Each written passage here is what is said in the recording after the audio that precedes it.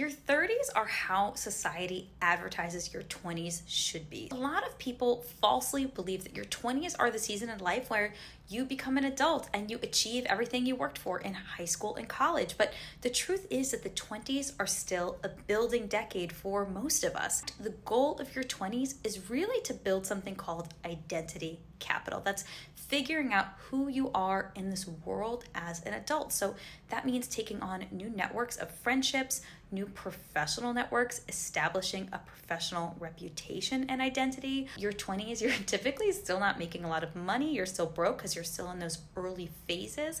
For most people, your 30s are the season of life that look a lot like what you expected your 20s to be. So this is the phase of life where everything you built in your 20s really starts to blossom. You already have a professional reputation. You're comfortable in who you are as a person. You now have friends that are more aligned with who you are as a person.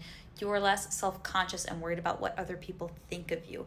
I could not have come on camera like this in my 20s with a pimple on my face, rings under my eyes, and no filter on the screen, and my hair frizzy. I turned 34 yesterday. I no longer worry about other people's opinions, especially strangers on the internet or even people that I just don't even respect in my personal life. I really only care about the opinions of the people who I love and who I personally value. You finally feel like you've arrived. Typically, you're reaping the fruits of your labor that you built in your 20s. Maybe that means being financially comfortable, finally affording your first home, finally having kids, all of those things that people really plan for in their 20s and think that 30 is a deadline for some reason.